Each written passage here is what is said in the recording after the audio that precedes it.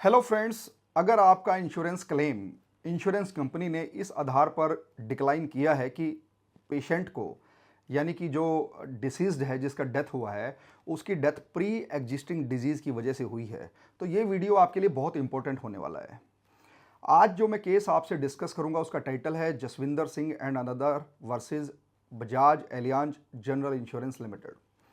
ये judgement deliver की थी 2017 में डिस्ट्रिक्ट कंज्यूमर फोरम पंचकुला ने। ये केस मैंने कंटेस्ट किया था। इस केस में जो जसविंदर सिंह थे और उनकी वाइफ निर्मल कौर, ये दोनों ऑस्ट्रेलिया जा रहे थे अपने बेटे के पास।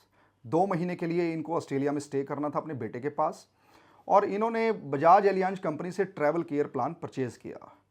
ट्रैवल केयर प्लान या जो पॉलिसी थी, इसके अंदर जो एक्सपेंडिचर बियर मैक्सिमम करना था इंश्योरेंस कंपनी को $50,000, यानी कि ये दंपति अगर ऑस्ट्रेलिया में जाकर बीमार हो जाता है, हॉस्पिटल में इन्हें ट्रीटमेंट करवाना पड़ता है, इनका पासपोर्ट चोरी हो जाता है और या इनकी डेथ हो जाती है, तो इनकी डेड बॉडी को इंडिया रिपेट्रिएट करना पड़ता है, तो इस ऑल इवेंचुअलिटी में जितना भी एक्सपेंडिचर आएगा तो अप टू $50,000 तक का जो एक्सपेंडिचर था वो बियर करना था इंश्योरेंस कंपनी को। ये दंपति जब ऑस्ट्रेलिया पहुंचता है तो कुछ दिनों के बाद इनकी जो लेडी थी निर्मल कौर, यानी कि जो जसविंदर सिंह की वाइफ थी, इनको सिर में दर्द होता है और इन्हें वहाँ हॉस्पिटल में एडमिट करवाया जाता है। ड्यूरिंग ट्रीटमेंट कुछ दिनों के बाद निर्मल कौर का देहांत हो जाता है। निर्मल कौर जब एडमिट हुई थी हॉस्पिटल में तो वहाँ के डॉक्टर ने उन्हें पूछा था कि हाइपरटेंशन आपको कब से है और डायबिटिक आपको कब से है। तो निर्मल कौर ने बताया था कि उनको from the last 10 years diabetic है वो, और उनको हाइपरटेंशन की वो पेशेंट हैं। तो उनकी इस बात पर वहाँ के डॉक्टर ने मेडिकल रिकॉर्ड में ये बातें लिख दी कि वो 10 साल से हाइपरटेंशन और डायबिटिक के पेशेंट हैं।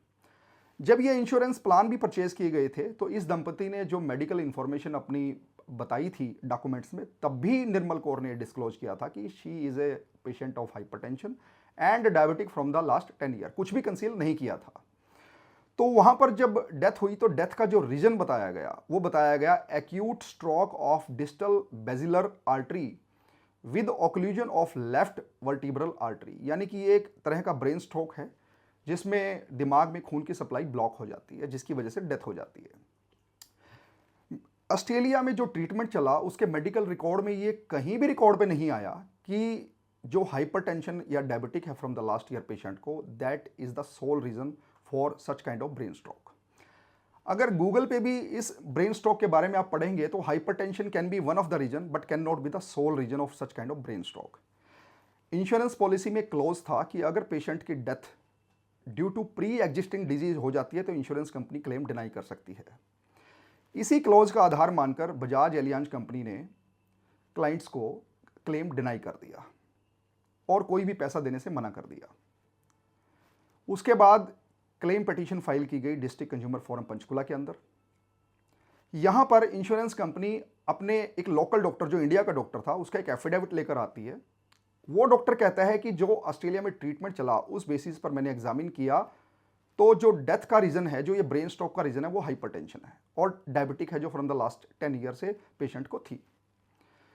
डिस्ट्रिक्ट कंज्यूमर फोरम ने ये डॉक्टर के एफिडेविट को एक्सेप्ट नहीं किया क्योंकि जो लोकल डॉक्टर था उसने पेशेंट का ट्रीटमेंट किया ही नहीं, और जो ऑस्ट्रेलिया के डॉक्टर थे उनका कहीं भी रिकॉर्ड पे ये कहना नहीं था कि जो हाइपरटेंशन थी पेशेंट को, that was the sole reason of the brain stroke.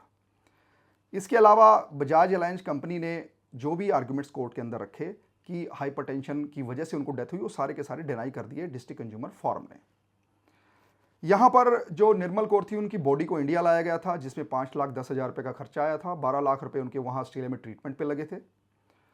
तो ये सब कुल मिला के 18,20,000 रुपया का क्लेम एक्सेप्ट कर लिया डिस्ट्रिक्ट कंज्यूमर फोरम पंचकुला ने, और बजाज अलायंस कंपनी को डायरेक्शन दिया कि ये पैसा क्लेमेंट को या कंप्लेनेंट को दिया जाए। तो माय डियर फ्रेंड्स, जो टोटल पैसा मिला क्लेमेंट्स को यानी कि कंप्लेनेंट को, वो 12 लाख रुपए मिला कॉस्ट ऑफ ट्रीटमेंट, 5,10,000 रुपये मिला expenditure incurred because of repatriation of dead body, 1 lakh मिला मेंटल एग्नी एंड हरासमेंट के लिए, और 10,000 मिला लिटिगेशन कॉस्ट। तो टोटल 18,20,000 रुपीज़ के ऑर्डर हुए। मैं इस वीडियो के माध्यम से एक बात कहना चाहूँगा कि जब भी हम लोग फॉरेन ट्रैवल करते हैं हम बहुत सारी प्लानिंग करते हैं, जैसे आप किस होटल में रुकेंगे, किन किन डेस्टिनेशन पे विजिट करेंगे, लेकिन अक्सर हम ट्रैवल केयर पॉलिसीज़ को नेगलेक्ट करते हैं, हम परचेज़ नहीं करते। इस वीडियो में जो फैक्ट मैंने आपको बताया, जो कहानी मैंने बताई आपको, उससे आपको ये समझ तो आ गया होगा कि ट्रैवल केयर पॉलिसी कितना इंपॉर्टेंट है। यानी कि आपके साथ अब्रॉड में अगर कोई घटना घटती है, आप बीमार होते हैं, आप मेडिकल ट्रीटमेंट होता है, तो इंश्योरेंस कंपनी से आप वो जो सारा आपका खर्चा हुआ है वो रिकवर कर सकते हैं। तो आई थिंक ये जो इन्फॉर्मेशन है आपके लिए अच्छी होगी, यूज़फुल रहेगी। Thank you.